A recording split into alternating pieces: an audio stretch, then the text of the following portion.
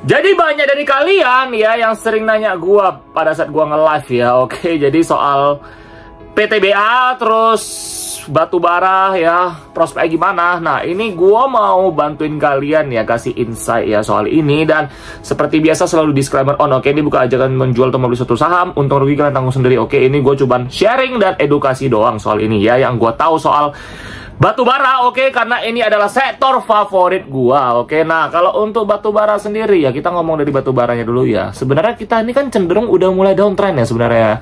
Dalam arti kayak mana bilangnya? Rally batubara tuh sebenarnya udah selesai gitu loh ya. Karena seperti yang kita lihat ya, ini gua ngeceknya itu di TradingView. Oke. Bentar. Oke. Lihat dari sini kalian udah nampak banget kan. Sebenarnya kita itu batubara itu udah di daerah yang downtrend. Oke, dan harga udah memang turun ya. Dan di sini kalian mesti berhati-hati karena batubara tuh bisa ke 50. Oke, batubara tuh fluktuatif karena itu adalah komoditas. Ingat, komoditas itu adalah sektor yang fluktuatif. Paling aman itu adalah beli ketika harga batubara ya di bawah banget. Oke, apapun itulah komoditasnya. Oke, di paling bawah karena itu margin of safety-nya lebih besar. Bang, jadi kenapa kalau perusahaan-perusahaan gede kapal induk yang batubara tetap mencetak laba? Karena kenapa? Gini, karena nilai produksi mereka tuh gede banget guys. Oke, dan punya tambangnya besar dan juga punya bisnis partner yang jelas yang udah jadi kayak teman lama mereka lah gitu loh. Kayak ya bisnis partner lama lah orang bilangnya. Jadi kontrak itu bisa besar gitu loh. Nah, lu bandingin sama perusahaan-perusahaan kecil, itu gimana nasibnya ya. Jadi kalian mesti mikirin secara general. Oke, kita nggak boleh mikirin yang gede atau kecil. Oke, kita ngomong general mayoritasnya. Nah, kalau soal PTBA sendiri ya, teman-teman tanya gua pribadi ya, PTBA itu bukan taste gua sih sebenarnya sih, karena PBV ya mahal. Oke, dan ya harga sahamnya memang mahal sih, evaluasi secara evaluasi. Oke, tapi kalau lu nanya gua, bang, tadi kalau misalnya gua mau investasi gimana? Nah, kalau untuk investasi ya di barang komoditas sendiri itu agak hati-hati ya, kecuali kalian memang bener-bener memang mau ya incernya dividen doang ya. Karena kita tahu di sektor komoditas itu perusahaan-perusahaan pada umumnya kalau udah rally ya itu bagi dividen besar banget. Oke, dan ya kalau apalagi namanya perusahaan batubara ya, kalau udah namanya nunggu pasti biasanya batubara ya perusahaan-perusahaannya ya itu ya udah untung, laba besar, terus apa dividennya besar kan. Itu yang kalian pasti incer ya kan. Oke, buat teman-teman yang dividen hunter orang bilang ya. Nah, jadi apa yang tanggapan gua soal ini ya, PTBA kalau misalnya teman-teman pengen ambil ya untuk dividen ya, nah ini agak hati-hati ya. Ini gua cek dulu ya. Bagi dividennya PTBA itu kan kalau nggak salah ya, bentar ya gue cek dulu ya, gue lupa tanggal 20 kok salah ya, tanggal 20 bulan 5. Oke, dan ini hari tanggal 10, berarti tinggal ada 10 hari lagi bang. Jadi gue kalau mau beli nanti gue jual gimana guys? Jadi gini ya, kalau ini hanya bisa ambil satu pilihan, karena nggak bisa ambil dua-duanya, profit taking atau dividen, nggak bisa cuy. Kalian harus pilih salah satu antara dividen taking atau profit taking. Kalau nggak, kalian ya kata-kata orang gaul zaman sekarang ya, orang gaul ya nyangkut dan sebagainya. Tapi kalau misalnya kalian don't give a shit soal itu ya karena kenapa?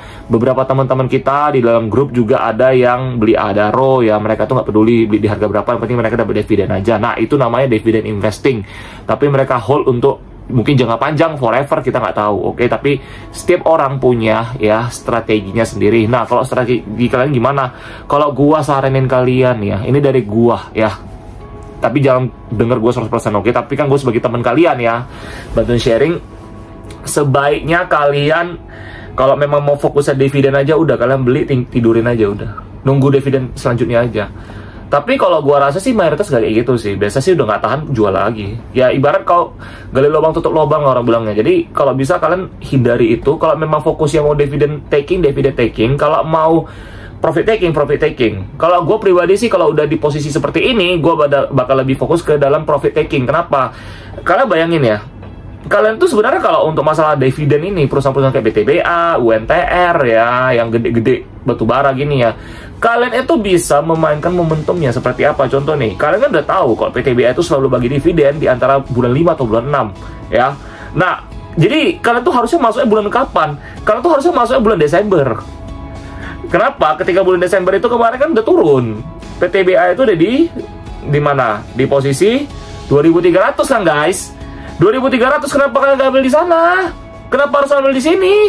Lu bayangin 2.300 kalau misalnya udah mau bagi dividen, dia bisa sampai 3.600-an. Itu udah melebihi dari dividennya guys.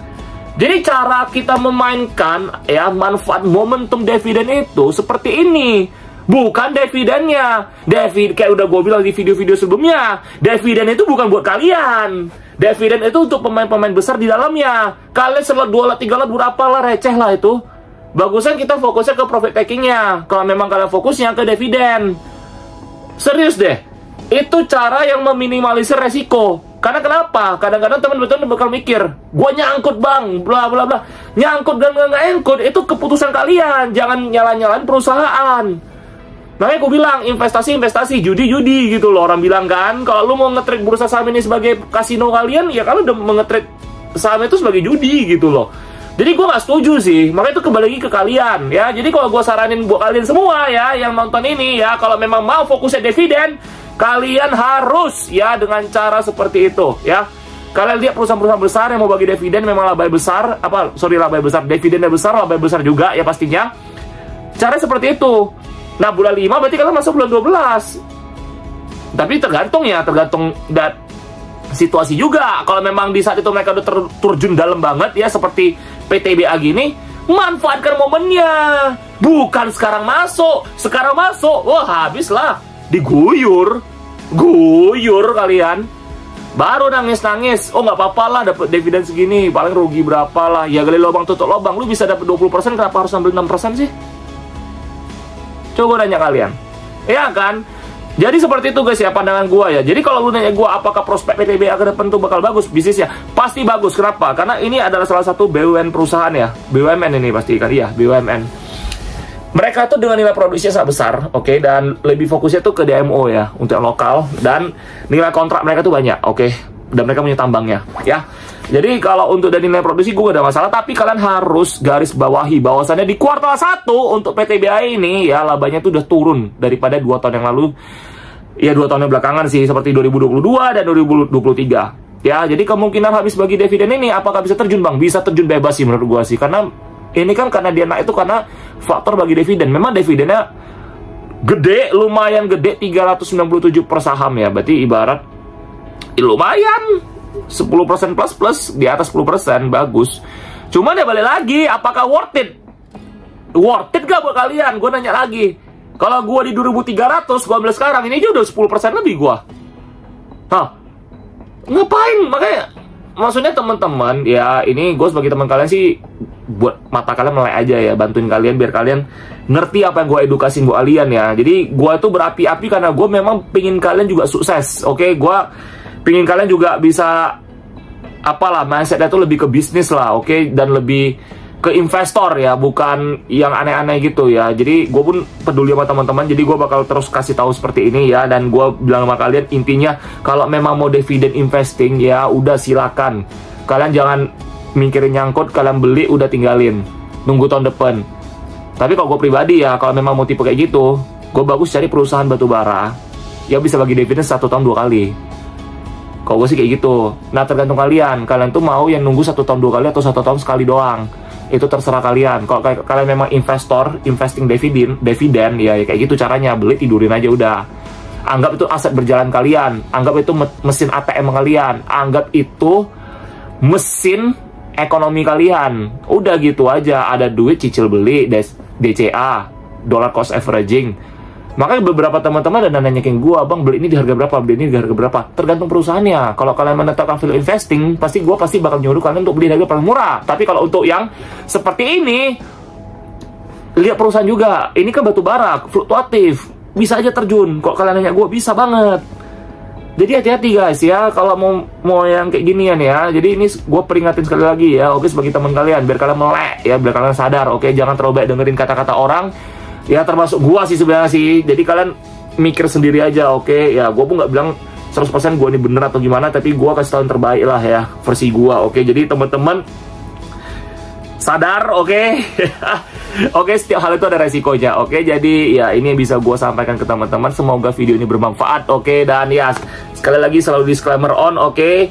Jangan lupa untuk selalu ya disclaimer on ya, oke? Dan ini bukan ajakan jual membeli atau suatu saham ya, oke, untung rugi kalian tanggung sendiri, oke. Jadi kalau kalian mau lihat yang lain lagi ya silakan, cuman kalau misalnya yang PTBA gini ini udah bagus perusahaannya, oke, nggak ada masalah secara aset semuanya, oke. Karena gue memang orang lebih ke bisnis, jadi gue bilang bisnisnya no problem, cuman dalam tanda kutip dia ini perusahaan batu bara ya, dan dia itu komoditas naik turun, jadi itu yang harus kalian garis bawahi dan kalian harus siap.